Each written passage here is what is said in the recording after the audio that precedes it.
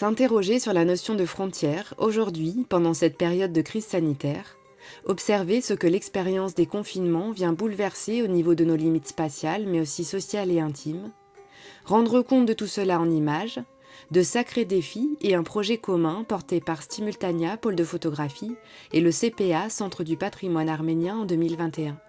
Les deux structures culturelles ont invité le photographe Guillaume Herbeau, mais aussi des hommes et des femmes, à Givors et à Valence pour se confronter à ces questions délicates et encore très actuelles. L'image photographique, c'est donc le point de départ des échanges au sein de ce cycle d'entretien qui donne la parole à différents acteurs du projet, mais aussi de création durant les deux interventions menées par Guillaume Herbeau avec des groupes de personnes volontaires sur les deux territoires. Ce premier dialogue avec le photographe, conduit par Christelle Roveda, responsable du pôle des publics du CPA, s'articule autour de 3 photographies. Ces images, issues de séries précédentes réalisées par Guillaume Herbeau, n'ont pas de lien direct avec la situation actuelle, mais elles en deviennent de troublants échos, permettant de tirer des fils vers la problématique générale, mais aussi la démarche de l'auteur et sa manière d'appréhender le monde. Parallèlement à son travail pour la presse, Guillaume Herbeau mène des projets documentaires au long cours qui le conduisent dans des lieux chargés d'histoire. Le voici donc face à ses photographies.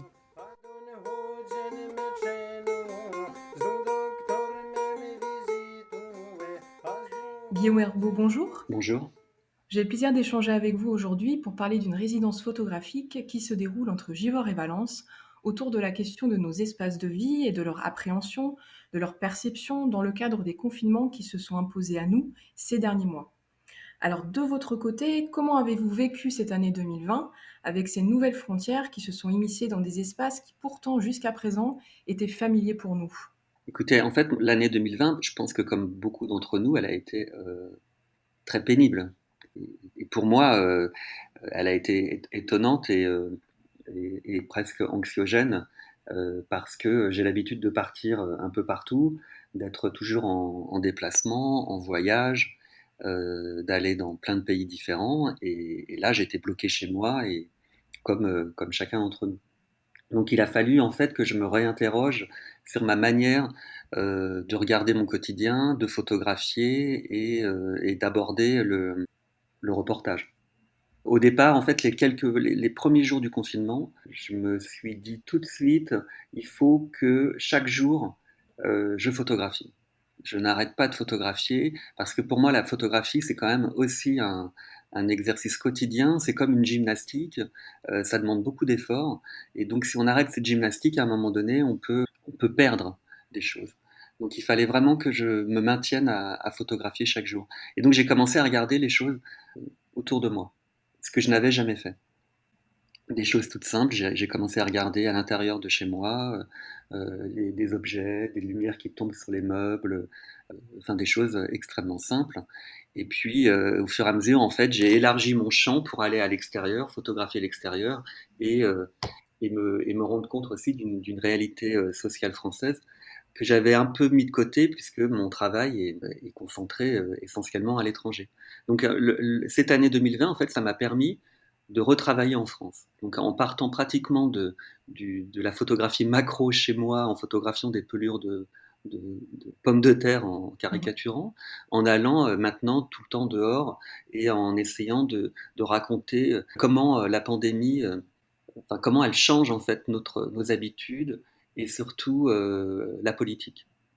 Est-ce que vous avez découvert des choses autour de vous, dans votre quartier, dans justement ces espaces que vous aviez l'habitude de voir, mais dans un contexte différent? Est-ce que ça a changé votre perception des espaces familiers? C'est un peu étrange parce que j'ai jamais connu, par exemple, être en famille pendant 3 mois non-stop. Ça, je l'ai jamais connu depuis que je suis photographe, donc ça va faire presque 30 ans. Donc je ne sais pas si j'ai découvert quelque chose, mais je pense que c'est comme tout le monde. Je pense que j'ai découvert un rapport au temps différent et c'est la première fois de ma vie que je prends le temps juste de regarder des choses simples et les gens que j'aime. Alors, au cours de cet entretien, je vais vous montrer 3 photographies qui sont chacune extraites de votre travail et qui ont été sélectionnées avec soin par Mathilde de l'association Stimultania. Alors, je vous laisserai les décrire afin de les rendre par vos mots visibles aux éditeurs qui nous écoutent mais qui, eux, ne les voient pas. Je vous laisse découvrir la première image. Ah oui, alors c'est assez marrant, là je viens de l'ouvrir, drôle cet exercice parce que je m'attendais pas du tout à cette image. Alors, je précise que vous étiez au courant de la consigne, vous aviez les images dans votre ordinateur, mais qu'effectivement, vous les découvrez vraiment en direct. Oui. Et là, on est en Ukraine, dans une pièce qui est un peu abîmée. La première chose qu'on voit, en fait, c'est une table de billard qui est au milieu. Il y a un homme, enfin, on ne sait pas trop, enfin, c'est un homme ou un jeune homme ou un enfant accroupi sur la table de billard avec une queue de billard en train de jouer au billard. En arrière-plan, il y a une porte rouge avec une peinture écaillée et un mur avec des moulures, comme si c'était des moulures de plafond, mais qui étaient posées sur le mur. Et en arrière-plan, encore en arrière-plan, il y a des images, des posters accrochés, euh, encadrés plutôt d'ailleurs, au mur et qui représentent des femmes et un homme avec un costume. Et là, donc en fait, pour être encore plus précis, en fait, on se rend compte que la queue de billard, elle est, en fait, c'est un morceau de bois taillé, et les boules de billard, c'est aussi du bois taillé, totalement abîmé. Les boules ne peuvent pas rouler parce qu'elles sont creusées. Voilà. Et cette photo, je l'ai faite à Tchernobyl, dans la région de Tchernobyl, dans la zone interdite de Tchernobyl, dans la ville qui s'appelle Bazar, qui est une ville qui est à peu près à 50 kilomètres à vol d'oiseau de la centrale nucléaire et qui est toujours habitée. Au départ, elle a été en partie évacuée, mais le maire qui dirige cette ville a voulu avoir une politique pour faire revenir des familles et pour faire revivre le village. Et donc il a eu une politique pour dire chaque famille qui revient dans la ville, et même des familles qui ne sont pas originaires de la ville, si elles reviennent, elles auront leur maison gratuite. Et donc il y a une population de jeunes couples qui vient de Kiev, qui fuyait la crise économique, qui fuyait un peu la misère à Kiev et la dureté de la vie en ville, qui s'est installée dans cette ville. Voilà. Et là, en fait, on est dans le centre culturel, qui est un bâtiment pratiquement en ruine, qui a brûlé en partie depuis d'ailleurs, depuis que j'ai fait la photo, et qui réunissait tous les vendredis soirs et les samedis soirs les jeunes du village. Ils étaient à peu près une 10, ils écoutaient de la musique, ils jouaient au billard et ils faisaient comme tous les jeunes du monde. Vous avez décrit des choses que nous-mêmes, on n'a pas forcément vues quand on a sélectionné l'image. On n'avait pas vu, par exemple, que les boules ne pouvaient pas rouler. On trouvait déjà que l'image était étrange. Ça rajoute encore de l'étrangeté à l'étrangeté, je dirais. Oui, Justement, dans votre travail, et notamment, bien sûr, dans les photos qui sont consacrées à Tchernobyl, je trouve qu'on retrouve une espèce de tension, une tension visuelle, voire une oppression, un sentiment d'étrangeté, comme on disait, qui est assez fort. Et l'étrange, si on revient à sa définition, c'est ce qui est un peu en dehors de l'ordre, de l'usage commun, c'est ce qui dépasse le cadre de l'ordinaire. Comment construisez-vous cette étrangeté dans vos images? Et est-ce que c'est l'une des choses que vous recherchez, qui vous guide dans vos reportages? je cherche toujours la fracture quand je travaille. Donc, quel que soit le reportage, que je travaille en France ou à l'étranger, je cherche toujours le moment où on n'est plus, où on se demande si ce qu'on est en train de voir est la réalité. Donc, je vais chercher longtemps des lieux, je vais passer du temps sur les lieux et je vais attendre. Comment je travaille? En fait, je me conditionne. Par exemple, pour Tchernobyl, bon, ça fait presque 20 ans que je vais à Tchernobyl, donc je connais bien la région. Mais avant de partir à Tchernobyl, pour mon premier voyage, je me suis conditionné. J'ai lu plein de choses évidemment sur la catastrophe, mais j'ai aussi nourri mon inconscient avec d'autres lectures qui n'avaient rien à voir avec Tchernobyl, mais qui m'amenaient dans quelque chose qui était de l'ordre du rapport au temps, de l'angoisse, de la fin du monde, enfin de plein de choses qui allaient me nourrir sur le terrain. Donc il y a cette méthode-là donc de préparer avant, puis après sur le terrain, il y a le temps passé. Par exemple, pour Tchernobyl, en fait, moi, j'ai passé pour ce projet-là dont est issue la photographie, j'ai passé à peu près, j'ai passé 4 saisons, pardon, à Tchernobyl, en plusieurs semaines. Et en fait, je travaillais comme un photographe localier. C'est-à-dire que le matin, je ne savais pas ce que j'allais faire. Je prenais la carte et je regardais la géographie, les routes, la frontière par rapport à la zone interdite, et je m'interrogeais en voyant, par exemple, je regardais un village et je me disais, tiens, c'est étonnant, ce village, il a l'air enclavé par rapport à la géographie, par rapport aux barbelés. On va aller là-bas parce qu'il doit y avoir quelque chose à voir. Et on partait, on restait, et à chaque fois on découvrait des moments assez étonnants. Et voilà, donc c'était la géographie et la carte qui me guidaient dans ce travail-là. Comment j'arrive à des images comme ça un peu étranges? Eh ben, je crois que je dois avoir une manière de regarder le monde qui doit être assez anxiogène, je pense. Bah, ça va bien vous nourrir alors, ce qu'on est en train de vivre. Ouais, ouais, ouais. Et voilà, je sais pas quoi dire d'autre. Bah, c'est déjà pas mal. C'est vrai que bon, l'idée de dégrainer l'entretien de photographie, c'est petit à petit, même si on le fait pas à pas, c'est de se rapprocher un peu de ce qui, nous, Stimultania et Centre du patrimoine arménien, nous intéresse justement dans ce que vous arrivez à mettre dans les images. Et comme on travaille avec vous parallèlement à un travail de résidence, eh bien, c'est de voir comment on va pouvoir regarder ensemble Givors, Valence, avec le regard que vous portez dans des lieux qui sont chargés d'histoire et des histoires qui semblent beaucoup plus lourdes que celles qui traversent les quartiers que vous allez découvrir avec nous Mhm, prochainement. mhm.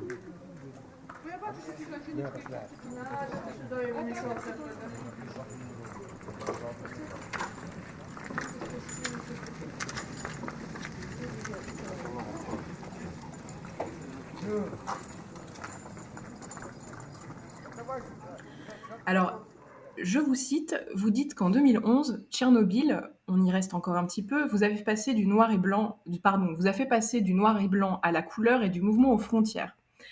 De quelles frontières parlez-vous et qu'est-ce qui vous a attiré vers ces frontières-là? Alors, du mouvement, ah oui, du mouvement aux frontières, j'ai dit ça. Ah oui. De quelle frontière?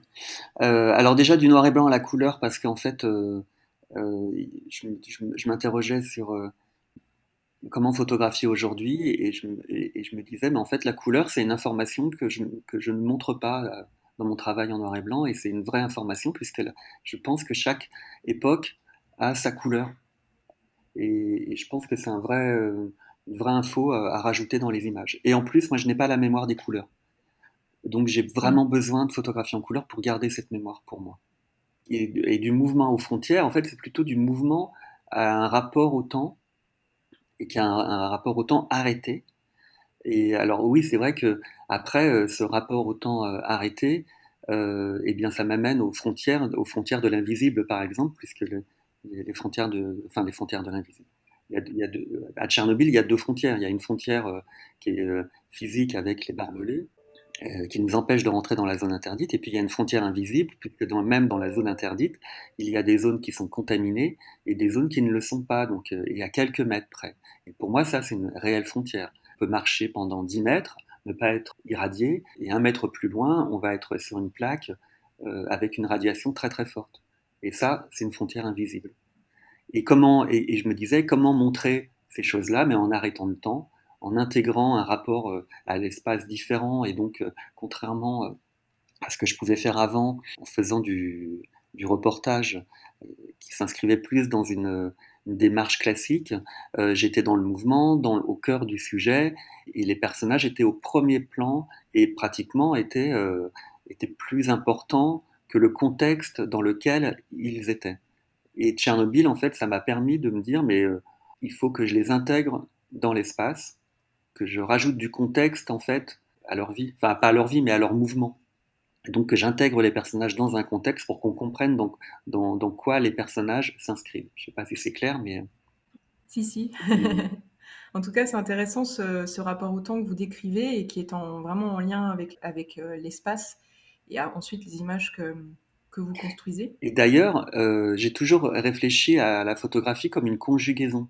Moi, j'ai l'impression il y a des reportages où il y a des séries photographiques qui se conjuguent au temps présent, au temps passé ou au temps futur. Et mon travail, il est axé autour de cette temporalité. Donc, par exemple, la première fois que je suis parti à Tchernobyl, j'étais tourné vers le passé. Et donc, j'ai conjugué au passé Mm, mon travail. mm. Mais là, la partie qu'on voit maintenant, là, cette photo, pour moi, on est dans le futur. On n'est même pas dans le présent, D'accord. on est dans un. Donc, il y a ce grand mot à la mode en ce moment, dystopie, mais on est dans une dystopie. Et donc, on est dans le futur. Alors, je comprends pas pourquoi dans le futur? Parce que pourquoi dans le futur? Parce que c'est un monde qui est apocalyptique en fait pour moi. C'est la fin d'un monde. Et Mmh. donc en fait c'est un monde Mmh. qui n'est pas chez nous heureusement encore, qui, qui peut arriver si on fait n'importe quoi. Et Tchernobyl ça peut être un de ces symboles-là.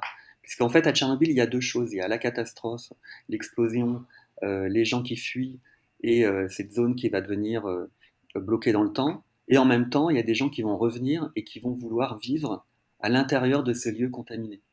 Et pour moi, ça, c'est le Mmh. futur. Ça peut être une image du futur, donc d'une dystopie. En tout cas, il y a cette volonté effectivement de, comme vous dites, de se raccrocher à la vie et de continuer à créer quelque chose malgré les difficultés et malgré ce contexte, comme vous le disiez, anxiogène et Oui, très, très lourd qui pèse sur oui. chacun. Oui. Alors c'est assez étrange parce que je pense qu'il y a, il y a une balance entre ce travail-là. C'est vrai qu'on peut voir les choses de manière assez pessimiste et d'une autre manière où on se dit on continue à se battre pour vivre même dans des lieux où a priori on ne peut plus vivre. Alors, ce que je vous propose, c'est de vous faire écouter une petite minute d'un enregistrement sonore qui accompagne justement les photos, une sélection d'images que vous avez réalisées à Tchernobyl, avant de passer à la deuxième image. Et je vous propose, pendant qu'on écoute ce son, eh bien, vous, de votre côté, d'ouvrir cette deuxième image pour commencer à vous immerger.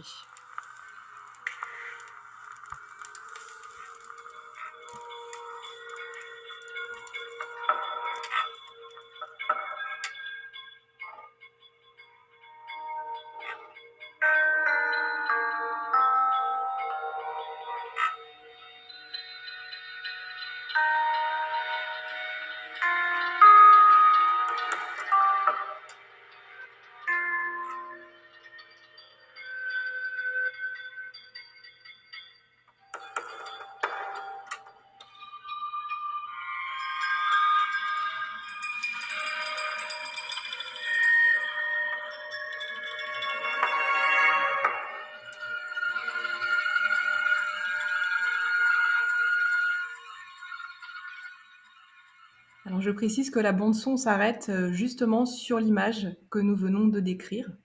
Et nous allons à présent découvrir la deuxième. Est-ce que vous voulez bien poser vos mots pour nous la présenter?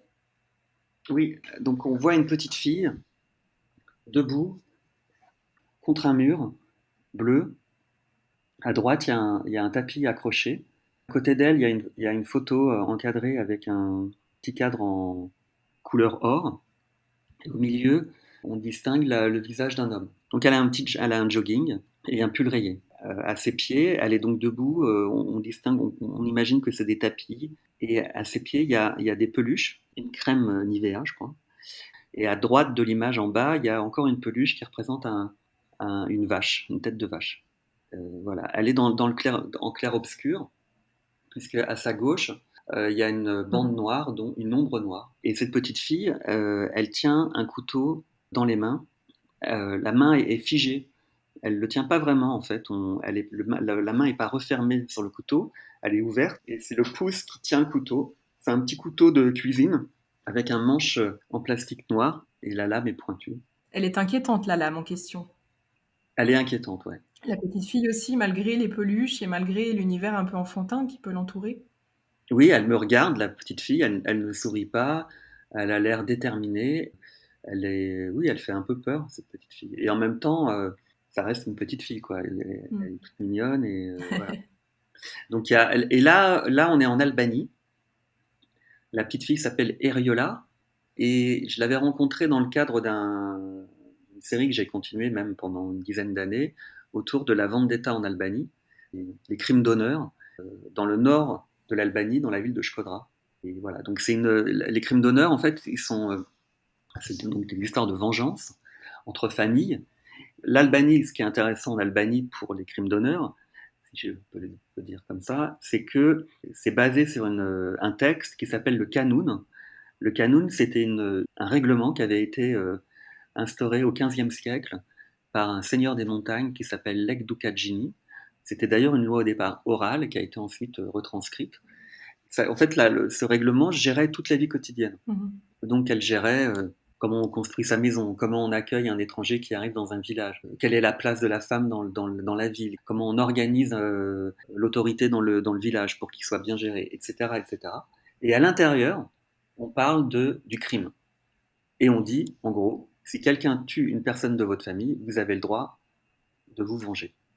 Et l'idée, au départ, c'était d'empêcher le crime parce que, enfin, voilà, D'accord. si on tue quelqu'un, on va être tué soi-même, quoi, par la famille. Et ça sera dans la loi. Et donc, ça va être des vengeances qui vont durer de génération en génération. Ça, c'était une loi qui a duré jusqu'au début du XXe siècle. Après, il y a eu le régime communiste qui a complètement étouffé cette tradition. Et à la fin du régime communiste, quand c'est devenu le chaos en Albanie, cette loi est revenue parce qu'il n'y avait plus d'État. Et ça a ramené des histoires très vieilles de famille et la vendetta est arrivée.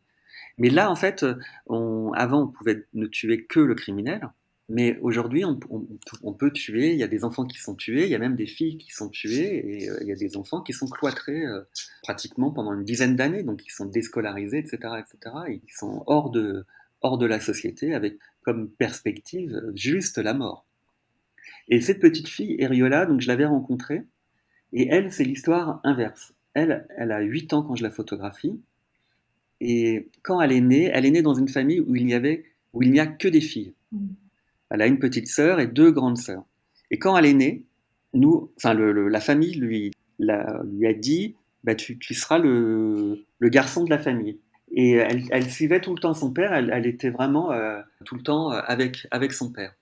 Et un jour, en fait, son père qui rentrait le soir chez lui, donc il a été agressé dans le jardin, tabassé à mort et tué, Mmh. au pied pratiquement de sa chambre, là où j'ai fait la photo. Donc le criminel, c'est l'oncle d'Eriola, qui a tué son frère pour des raisons d'argent, et il est parti, il n'y a pas eu de jugement, il n'a jamais été arrêté. Et donc la mère, la famille même, a éduqué Eriola dans l'idée de tuer, de se venger, puisque elle était considérée comme le garçon de la famille. Et donc en fait, moi quand j'arrive chez elle, je me suis dit, je vais la photographier comme la mère l'éduque, et pas comme l'étranger qui regarde la situation et qui voit cette petite fille comme une victime. Et donc avec la mère, on décide, pour symboliser la vengeance, de lui mettre un couteau entre les mains. Mmh. Et donc on voit, en fait, quand le couteau est posé, on voit que le couteau, elle ne sait pas le tenir, et on voit que c'est un geste d'adulte, en fait, derrière. Et qu'il y a un truc très malaisant, quoi, quand même. Enfin, elle est assez dérangeante, je pense, cette image. Ah oui, ça c'est sûr. Donc cette image, je la fais, je pars de la ville, je reviens à Paris. Un an plus tard, je reviens à Shkodra avec la photo. Je retrouve la petite fille, Eriola. Je montre la photo à la mère en me disant peut-être qu'elle va réagir. La mère est hyper contente, elle affiche la photo dans le salon. Je parle un peu avec Eriola et je lui demande ce qu'elle pense. Et elle me dit non mais moi, bon plus tard je veux devenir médecin, mais en attendant je veux me venger, je veux vraiment me venger. Et puis après, en fait, je pars et je reviens pas pendant presque 10 ans. Et 10 ans après, je reviens et je recherche de nouveau Eriola. Et là, je la retrouve, elle est majeure, elle est au lycée. C'est assez drôle parce qu'en fait, il y a un lien tout de suite assez fort comme quelqu'un de la famille, quoi. D'ailleurs, ça, je me rends compte quand il y a une photo qui est faite et que l'instant est fort, il y a un lien qui se fait avec le photographe Mmh. et le sujet de la photographie. Il y a un lien qui va durer très très longtemps. Moi, j'ai des liens avec des gens que j'ai photographiés encore aujourd'hui, alors que je les ai photographiés il y a 20 ans ou il y a 15 ans. Et donc là, je parle avec elle et on commence à parler de la photo. Et je lui dis, mais toi, tu penses quoi de cette photo? C'est quand même dingue, c'est assez violent quand même, un adulte qui te met un couteau dans la main, c'est pas quelque chose qui est pas normal. Et elle me dit un truc, elle l'avait gardé, hein, elle l'avait mis dans un classeur. Et elle me dit, tu sais, quand le moment de la vengeance est arrivé, donc quand elle avait 15, 16, 17 ans, j'ai regardé la photo, j'ai vu le couteau, et je me suis dit en fait que ma vraie vengeance, ça serait de jeter le couteau et de montrer au criminel de mon père que moi, je suis heureuse, que ma vie heureuse, en fait, c'est ma vengeance. Et cette photo m'a permis en partie de sortir de l'esprit de vengeance. Enfin, quand j'étais jeune photographe, je pensais que la photographie pouvait changer le monde et qu'on pouvait vraiment faire évoluer le monde avec la photographie. J'en suis pas sûr aujourd'hui. Ce que je crois par contre, c'est que la photographie, elle peut changer la personne qui est photographiée et le photographe. C'est une histoire assez forte et qui est troublante quand on découvre l'image parce qu'en fait, quand on la découvre, on ne sait pas si la petite fille est victime ou si justement, comme vous le décrivez, elle attend de se venger. Et je trouve que c'est quelque chose qu'on retrouve beaucoup, dans votre travail, c'est que vous montrez des réalités, mais qu'on peut interpréter de diverses façons quand on n'a pas le décodeur, parce que le hors-champ y est quand même très important. Ça apporte une ambiguïté, un doute, quand on observe les images que vous présentez. Et vos images, elles sont rattachées à des histoires, comme vous l'avez montré, à des histoires personnelles, à des histoires aussi de territoire, de population, et que vous cherchez à rendre visibles. Qu'est-ce que vous cherchez à provoquer chez celui qui va découvrir vos photos? Donc là, vous venez de parler de ce que vous provoquez chez vous, de ce que vous provoquez chez la personne photographiée. Ce que je cherche à faire, en fait, c'est provoquer des questionnements. La réalité, elle est hyper complexe. En ce moment particulièrement, je trouve qu'on est, en gros, les gens, ils aimeraient bien décrypter le monde entre le bien et le mal, enfin, il y a les bons et les méchants, et je pense que la situation, elle est très, très, très compliquée, il y a plein de choses qui sont extrêmement ambiguës constamment. Et donc, ce que j'essaie d'intégrer dans mes images, c'est l'ambiguïté et la liberté pour le spectateur de s'approprier ce qu'il est en train de regarder. Donc, je n'aime pas stabiloter les choses, souligner, insister. Je préfère donner une liberté d'interprétation pour les personnes qui vont regarder mon image. Et surtout provoquer des questionnements, parfois du malaise. Enfin, je me dis souvent que c'est le malaise et la mauvaise conscience qui peuvent changer le monde et pas la bonne conscience. C'est une vision qui est un peu atypique, j'aurais tendance à dire. Bah, c'est une vision, je sais pas, mais en tout cas, c'est assez inconfortable en tout Oui. cas. Oui, et l'inconfort, est-ce qu'on peut dire que ça fait partie de la marque de fabrique de votre travail? Bah, c'est même la marque de fabrique de mon système, hein. Dans tous les domaines. Alors ça va être intéressant de voir comment vous allez justement chercher l'inconfort, chez nous dans les résidences.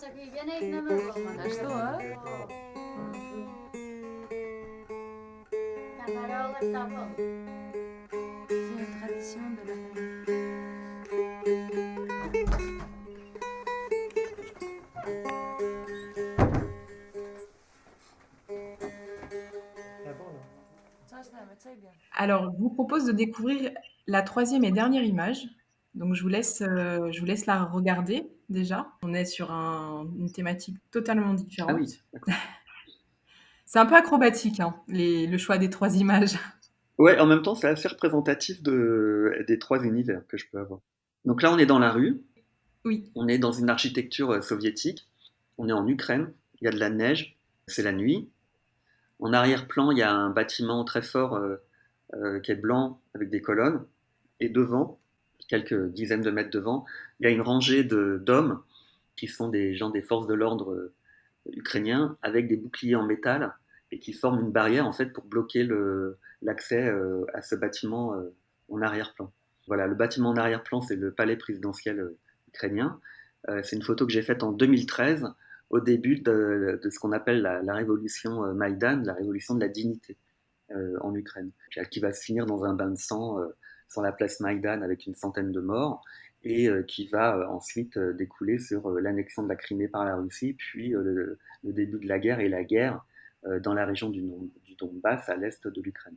Le travail que je peux faire en Ukraine et qui est parti de Tchernobyl m'a amené à revenir chaque année en Ukraine, mais pour m'intéresser à autre chose et m'intéresser à l'évolution politique de ce pays qui a connu la période soviétique et qui essaie de devenir un État indépendant.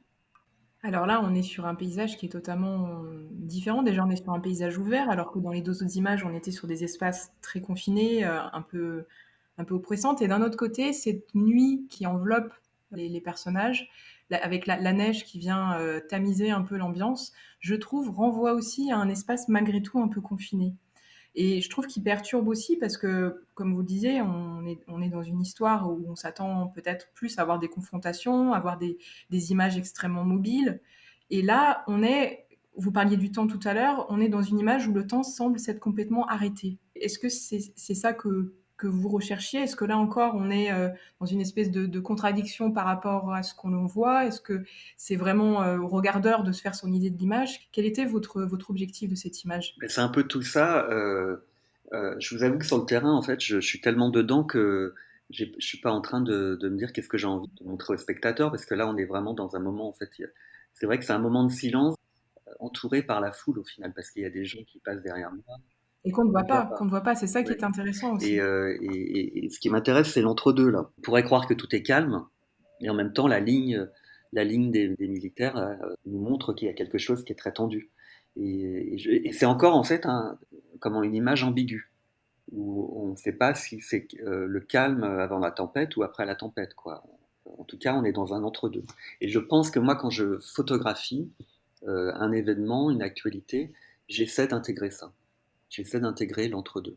Et donc l'entre-deux temporel, l'entre-deux dans l'action, les gestes arrêtés, et même l'entre-deux gestes, je ne sais pas comment dire, mais le geste un peu raté, quoi. Je cherche pas le fameux instant décisif. Je cherche toujours l'intemporalité. Donc il y a un rapport presque aussi assez pictural à l'espace, quoi. D'ailleurs, c'est le choix du format aussi qui l'implique. Alors, je voulais revenir un petit peu pour finir l'entretien sur la question de la frontière, puisque le Centre du patrimoine arménien, ça fait partie vraiment des problématiques qu'on aborde au quotidien, et c'est cette notion qui va venir nourrir aussi la résidence photographique dans laquelle vous allez vous engager. La frontière, elle n'était pas forcément celle qu'on a vue dans les trois images ne correspond pas à l'idée de frontière qu'on peut avoir dans la tête. Et Oui. justement, j'ai l'impression que dans votre travail, vous ne recherchez pas la frontière en tant que ligne, mais plus la frontière en tant que zone où finalement il se passe plein de choses. Est-ce que vous êtes d'accord avec ce que je viens de dire ou je suis à côté? Non, non, c'est exactement ça. D'ailleurs, je pense que c'est pour cette raison que je m'intéresse énormément à l'Ukraine. C'est parce que l'Ukraine, il y a plein de zones différentes.